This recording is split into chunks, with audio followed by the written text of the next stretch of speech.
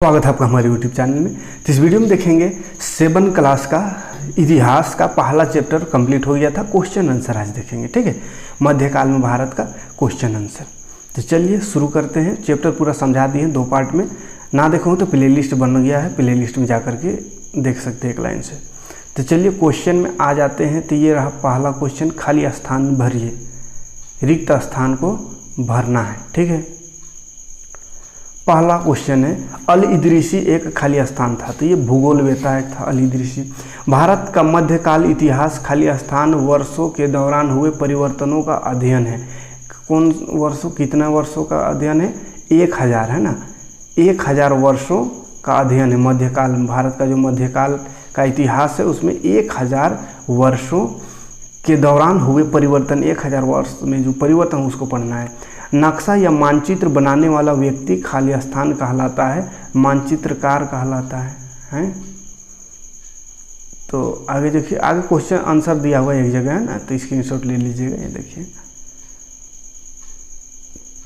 अरबों से सिंध विजय की जानकारी खाली स्थान नामक पुस्तक से मिलती है, चचनामा नामक पुस्तक से मिलती है, ठीक है। इतिहास की जानकारी के लिए किसी क्षेत्र के खाली स्थान को जानना जरूरी है, भौगोलिक परिस्थिति को जानना जरूरी है, ठीक। तो ये खाली स्थान का आंसर ले लीजिएगा स्क्रीनशॉट या लिख लीजिएगा, टिक लगा लीजिएगा, भर लीजिएगा। अब यहाँ पे देखिए मिलान करना है, ठीक है। पुस्तक का नाम है और यहाँ लेखक का नाम। तहकीके हिंद कौन लिखा था? तो तहकीके हिंद अमीर खुसरो लिखा था, सीधे में है ये। तबकाते नासिरी ये लिखा था मिनहाजुस सिराज। ताजुल मासिर ये लिखा था हसन निज़ामी। और मसवनी अलबेरूनी। तो ये लोग इतिहासकार, महान इतिहासकार लोग अपना अपना पुस्तक कौन कौन है किनका, उसको यहाँ पर मिलाना है। अगला क्वेश्चन है, निम्न प्रश्नों का उत्तर दीजिए, उत्तर देना है। जियाउद्दीन बर्नी कौन था? तो जियाउद्दीन बर्नी 14वीं सदी का इतिहासकार था। सनातन धर्म में उत्पन्न किन्हीं 2 पंथों के नाम लिखिए। सनातन धर्म में उत्पन्न पंथ शैव पंथ और वैष्णव पंथ है। हिंदुस्तान शब्द का प्रयोग किन किन संदर्भों में होता रहा है? हिंदुस्तान शब्द का प्रयोग 13वीं सदी में फारसी इतिहासकार मिनहाजुस सिराज ने केवल पंजाब, हरियाणा, गंगा यमुना के बीच के स्थित क्षेत्रों के लिए किया था। 16वीं सदी में बाबर ने इस शब्द का प्रयोग इस महाद्वीप के भूगोल, पशु पक्षी तथा यहाँ के लोगों का रहन सहन का वर्णन करने के लिए किया, ठीक है। तो हिंदुस्तान शब्द का प्रयोग 13वीं सदी से चलते आया है, लेकिन 13वीं सदी जो फारसी इतिहासकार मिनहाजुस सिराज था उन्होंने सिर्फ हरियाणा, पंजाब, गंगा यमुना के क्षेत्र को ही हिंदुस्तान कहा था, है ना।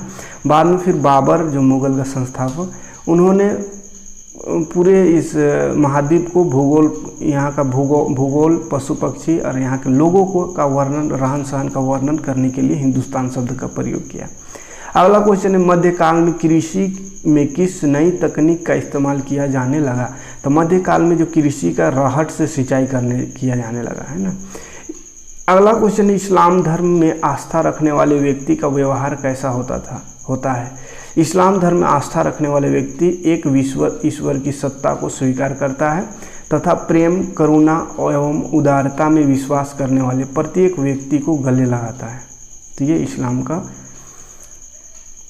व्यवहार है, जो इस्लाम को मानता है उसका व्यवहार। एक ईश्वर की सत्ता को स्वीकार करता है और प्रेम, करुणा, उदारता में विश्वास करने वाले प्रत्येक व्यक्ति को गले लगाता है, और जो ये सब को नहीं मानता है उसको वो भी नहीं मानता है। आइए चर्चा करें। इतिहासकारों के लिए एक लेखक की बात का पता लगाने के लिए विभिन्न पांडुलिपियों का अध्ययन क्यों जरूरी होता है? तो अलग अलग पांडुलिपियों, बहुत ज़्यादा पांडुलिपि की ज़रूरत क्यों पड़ता है इतिहास को, किसी बात को लिखने के लिए?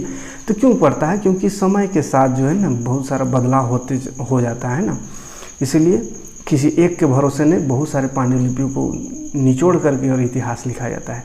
लेखक अपनी रचनाओं एवं कलाकृतियों को पांडुलिपियों में तैयार करवाते थे, लेकिन छापे खाने के अभाव में पांडुलिपियों की प्राकृतिक लिपिक या नकल नवीस हाथ से बनता था। तो पहले जो नकल बनता था हाथ से, अब तो फोटोकॉपी है, एक बार ओरिजिनल जैसे बना दिए उसका फोटोकॉपी करिए तो उसमें शक नहीं है कि कुछ बदला रहेगा, वही रहेगा, है। फोटोकॉपी कर दी, छापाखाना छाप दी उसी को। लेकिन हाथ से लिखने में हो सकता है कतन ना लिखते रहेंगे, एक आध वर्ड गलत हो जाए, एक आध वर्ड कुछ दूसरा लिखा जाए ना, तो इस तरह से गलती हो जाता था। ऐसे करते समय लिपिक कुछ शब्दों अथवा वाक्य में फेरबदल कर देते थे और जानबूझ के भी कर देते थे। लिखने वाला नहीं, कोनो वाक्य नहीं समझ में आया तो ना इसके जगह ऐसा अपने होशियार बन जाते हो, है ना। कालांतर में प्रतिलिपियों में भी प्रतिलिपियां बनाई जाती थी, जिस कारण एक मूल ग्रंथ की कई प्रतिलिपियां में अंतर आ जाता था। तो इसलिए क्या होता था, एक जो मूल ग्रंथ यानी शुरू जो लिखा गया और उससे जो छापा गया, मैंने लिखा गया दो, ये जैसे 4 है तो ये पहला था, दूसरा, तीसरा, चौथा। तो चौथा आते आते ये पहला से बहुत ज़्यादा अंतर हो जाता है, ठीक है। तो इसीलिए इतिहासकारों को मूल लेखन की बातों को समझने के लिए विभिन्न पांडुलिपियों का अध्ययन करना जरूरी होता है। इसलिए इतिहास किसी एक के भरोसे नहीं, विभिन्न पांडुलिपि, अलग अलग तरह के प्रतिलिपि को पढ़ करके तब वो अपना ये लिखते हैं, ठीक है। जब छापे खाने नहीं होते थे तब पुस्तकें कैसे तैयार की जाती थी, वही लिखित है ना। छापे खाने नहीं होते थे तब पुस्तक हाथ से लिखी जाती थी। छापा खाना नहीं होने के कारण लेखन कार्य पांडुलिपियों से तैयार किया जाता था। छापे खान के अभाव में पांडुलिपियों की प्रतिकृति लिपिक या नकल नवीस हाथ से बनता था, उसका नकल जो है वो हाथ से ही बनता था। मध्यकालीन इतिहास के विभिन्न स्रोतों से आप किस स्रोत को ज़्यादा महत्वपूर्ण मानते हैं? मध्यकालीन इतिहास की जानकारी के लिए मुख्य रूप से 2 स्रोत हैं।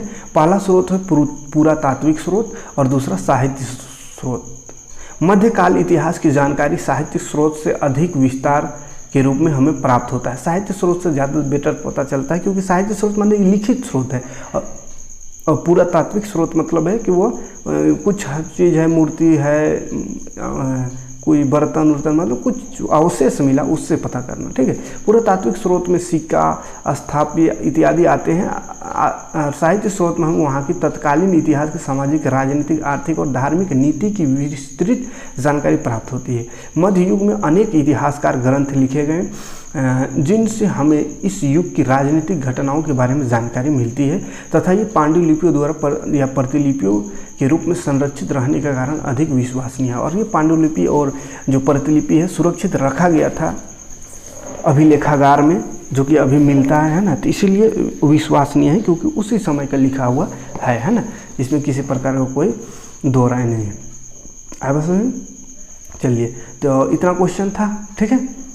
उम्मीद है समझ में आया होगा, चैप्टर समझाई दिए, बस यहाँ क्वेश्चन आंसर देना मकसद था। तो जो कि ले लिए, स्क्रीनशॉट ले लिए होंगे, लिख लीजिएगा ना। मिलते हैं नेक्स्ट वीडियो में नेक्स्ट चैप्टर लेकर के। Thanks for watching.